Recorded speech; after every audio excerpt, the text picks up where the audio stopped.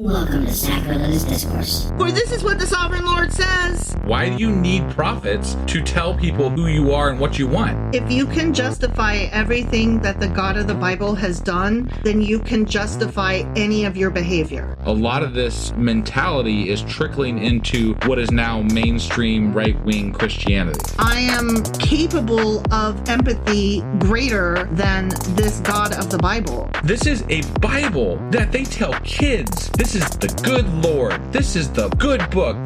He is fantasizing about murder, mass murder. Head over to sacrilegiousdiscourse.com right now to find out how to leave us a review or support us on Patreon.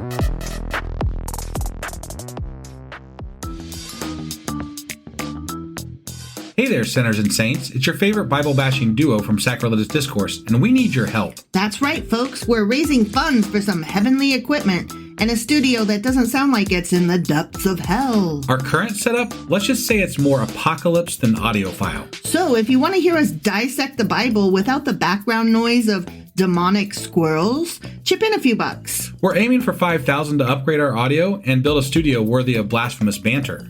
Donate today and help us spread the good word of atheism. You can find a link right on our homepage, sacrilegiousdiscourse.com. Every dollar counts. Even if it's from your collection plate.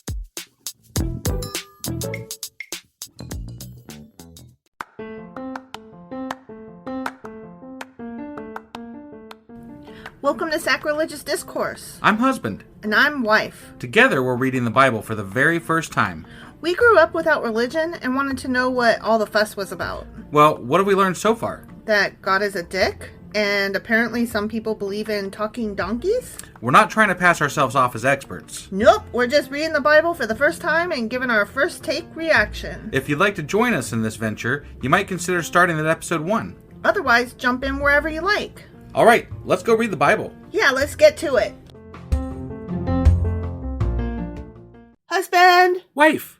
Where have we been? Sick as fuck. I know, I'm so sorry. This time it was me. Yeah, well, it was probably my fault.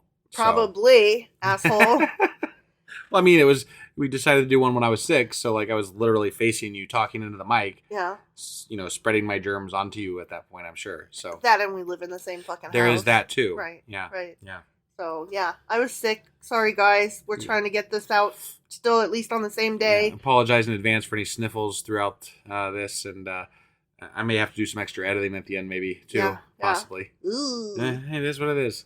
So, do you remember what happened the last time we did this? Let's see. We were rebuilding the temple in Jerusalem, I believe. Yes, and there was weeping and sounds of joy. And yeah. I don't really understand the weeping, but it was mean, loud. I made a joke that it was because it was a shitty job they were doing, but it was probably more in reverence for the Lord or some shit.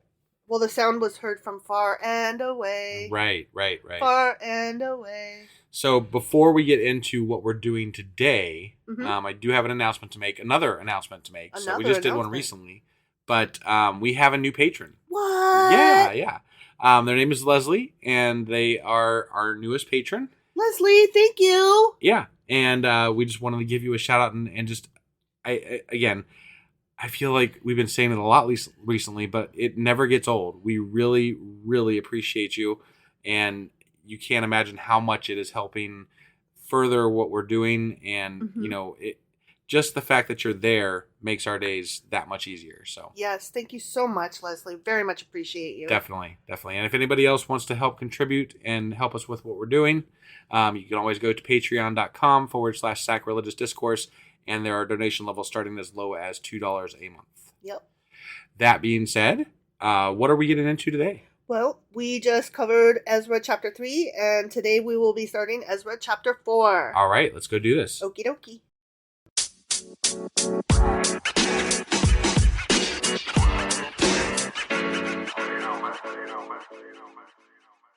Okay, Ezra chapter 4. Okay.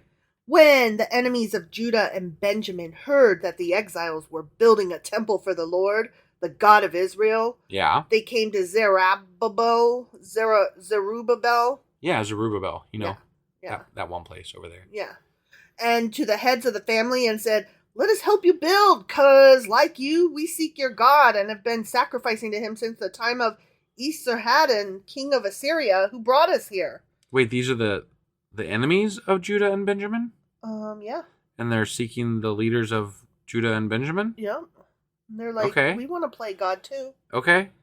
But Zerubbabel, Joshua, and the rest of the heads of the families of Israel answered, You have no part with us in building a temple to our God. We alone will build it for the Lord, the God of Israel. That's kind of shitty. King Cyrus, the king of Persia, commanded us. That's kind of shitty. They were like, step off, assholes.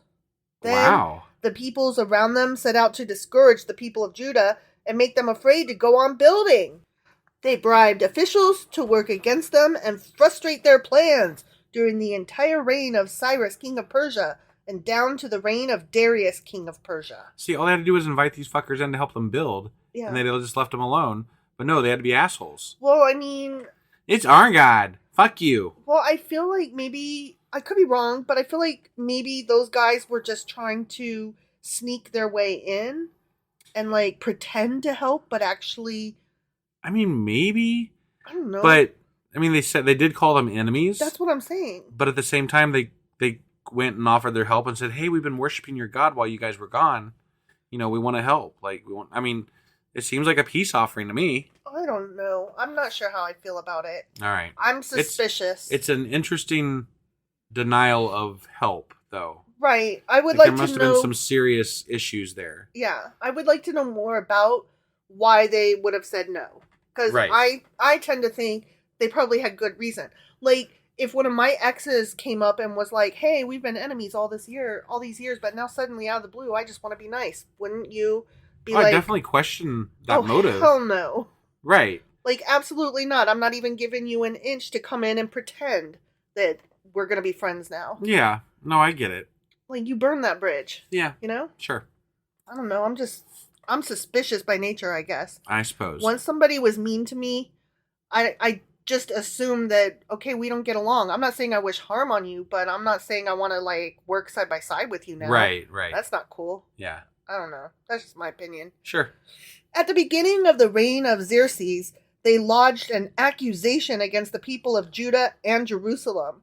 And in the days of Artaxerxes, king of Persia, Bishlam, Mithridath, Tabeel, and the rest of his associates wrote a letter to Artaxerxes. Yeah, you have this letter. There's a letter. There's a letter. Write a letter. You got it.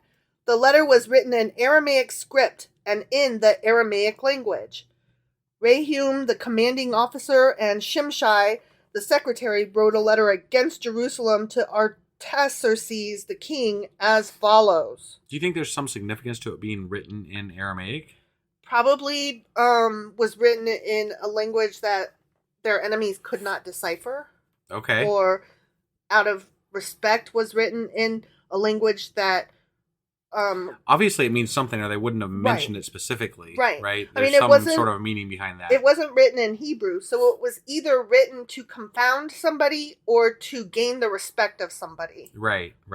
And I don't know which it was, but yeah, there was clearly a reason. Right.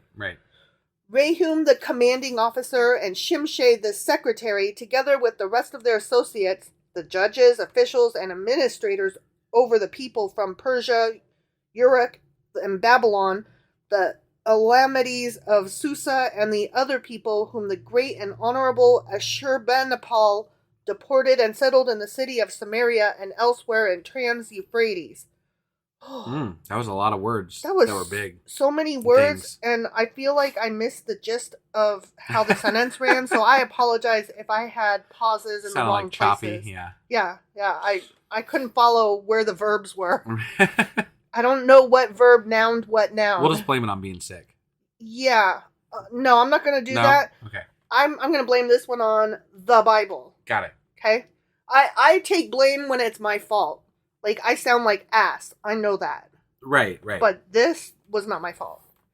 Okay, parentheses voice. This is a copy of the letter they sent him. Oh, okay. Okay, end parentheses. To King... Not in Aramaic. No. This is in English for the uninitiated. Right, yeah. To King Artaxerxes, from your servants in Trans-Euphrates. The king should know that the people who came up to us from you have gone to Jerusalem and are rebuilding that rebellious and wicked city. They are restoring the walls and repairing the foundations. Furthermore, the king should know that if this city is built and its walls are restored, no more taxes, tribute, or duty will be paid, and eventually the royal revenues will suffer. Now, since we are under obligation to the palace and it is not proper for us to see the king dishonored, we are sending this message to inform the king, so that a search may be made in the archives of your predecessors. You know, I have to say, they're worried about them becoming warrior-like again and fighting again. Too big for their britches, you know or what? whatever. That's not an unfounded problem that they might. I mean, they were very. They went on to war a lot. You know, they were a warlike people. Yeah, yes. At least as the Bible describes it, anyway. Okay, letter continues. Sorry. In these records, you will find that this city is a rebellious city, troublesome to kings and provinces, a place with a long history of sedition. That is why this city was destroyed. We inform the king that if this city is built and its walls are restored, you will be left with nothing in Trans-Euphrates. That sounds fair, honestly. I mean, yeah. I don't dispute anything being said there. Right. And also they're refusing help from their people that are offering help. Yeah. So like they're not playing the game. You know, like they're like, no, we're doing our own thing. Fuck off. Yeah. That doesn't bode Not well. that I blame them It doesn't for bode that. well for cooperation. Sure. I'm seeing both sides here. Right. I'm sitting my fence very nicely and No, I comfortably got you. here. I got you. Yeah. So the king sent this reply to Rehum, the commanding officer, Shimshai the secretary, and the rest of their associates living in Samaria and elsewhere in Trans-Euphrates. Greetings. The letter you sent us has been read and translated in my presence. I issued an order and a search was made, and it was found that this city has a long history of revolt against kings and has been a place of rebellion and sedition. Jerusalem has had powerful kings ruling over the whole of Trans-Euphrates, and taxes, tribute, and duty were paid to them. Now issue an order to these men to stop work so that this city will not be rebuilt until I so order. Ooh. Okay. Be careful not to neglect this matter. This is a new king, right? This is not so like Cyrus. Was it Cyrus? Cyrus? Cyrus. Jeez. He told them they were going to rebuild their stuff, right? Yeah, but this is a newer king that's like, wait a second. Yeah. Maybe not. Yeah. Okay. This is Adversaries or whatever, right. And he is like, oh. And it was a couple of generations of kings down, right? Because after Cyrus they mentioned Xerxes, and then after Xerxes it was Artaxerxes. Right. Or whatever the fuck is. Okay, I was just trying to like in my head where we're at here. Yeah. So. Yeah, this guy's like, wait, I don't know. Hold on, everybody stop moving for a minute. I mean, that's a legitimate request if you're ruling an area. Like, hey, I don't know what you're doing, but you need to stop till I figure it out. Yeah. I mean, he's not saying like never. He's not saying like tear it down and never start again. Right, He's and saying, you're not even really that much building. in trouble. Just like, hold up, man. Stop building until I can get the facts on this matter. I think that's a fair request. Yeah. Why let this threat grow to the detriment of the royal interests, the king's letter continued. Sure. Yeah. As soon as the copy of the letter of King Artaxerxes was read to Rehum and Shimshai, the secretary, and their associates, they went immediately to the Jews in Jerusalem and compelled them by force to stop. Oh, damn. Thus, the work on the house of God in Jerusalem came to a standstill until the 2nd year of the reign of Darius, king of Persia. The end. Oh, well, Damn. I mean, okay. This is interesting. Right, Like, yeah. So they're basically subjects right now. Yeah. They're subjects of another kingdom. Yeah. And they're like, no, you will not do what you want. And we're going to stop whatever we want to fucking stop. Yeah. And they did. Yep. And God didn't have a goddamn thing to say about it. No, he did not. That's interesting. That is interesting. So, if God really wanted his temple built, I guess he would have stepped in. Right. But he didn't. So right. Whatever. Yeah, no whatever. temple for you. I mean, right? Yeah. Okay. Well, that was Ezra chapter 4. Sure as fuck was. And we'll be back tomorrow, because this will be releasing late on the day it's actually supposed to be out. Yep. But just really late. But we'll be back tomorrow with Ezra. Oh, I'm sorry. We'll be back tomorrow. Stop stepping on my line. I'm messing up lately. I don't know. I know. Ezra chapter 5. All right. We'll see you guys then. Yep. Bye.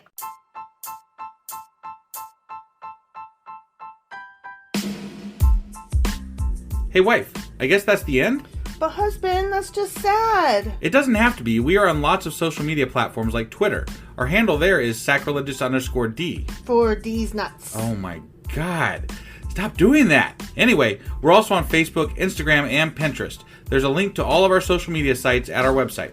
Ooh, we have a website? Yeah, it's sacrilegiousdiscourse.com, where you can also find a link to our merch shop.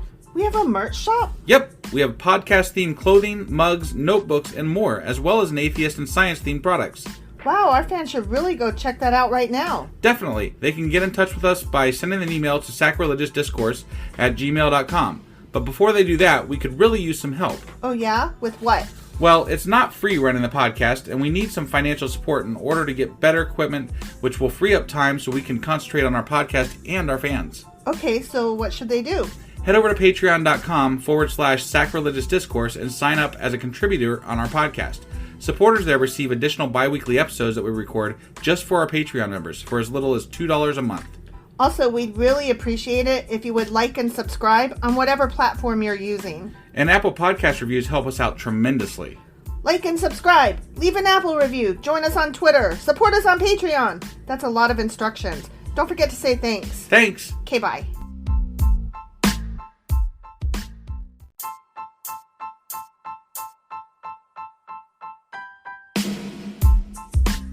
Hey wife, I guess that's the end?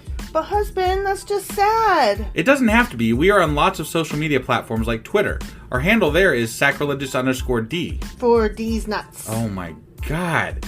Stop doing that. Anyway, we're also on Facebook, Instagram, and Pinterest. There's a link to all of our social media sites at our website. Ooh, we have a website? Yeah, it's sacrilegiousdiscourse.com, where you can also find a link to our merch shop. We have a merch shop? Yep, we have podcast-themed clothing, mugs, notebooks, and more, as well as an atheist and science-themed products. Wow, our fans should really go check that out right now. Definitely. They can get in touch with us by sending an email to sacrilegiousdiscourse@gmail.com. But before they do that, we could really use some help. Oh yeah? With what? Well, it's not free running the podcast, and we need some financial support in order to get better equipment, which will free up time so we can concentrate on our podcast and our fans. Okay, so what should they do? Head over to patreon.com/sacrilegious discourse and sign up as a contributor on our podcast. Supporters there receive additional bi-weekly episodes that we record just for our Patreon members for as little as $2 a month. Also, we'd really appreciate it if you would like and subscribe on whatever platform you're using. And Apple Podcast reviews help us out tremendously. Like and subscribe. Leave an Apple review. Join us on Twitter. Support us on Patreon. That's a lot of instructions. Don't forget to say thanks. Thanks. Okay, bye.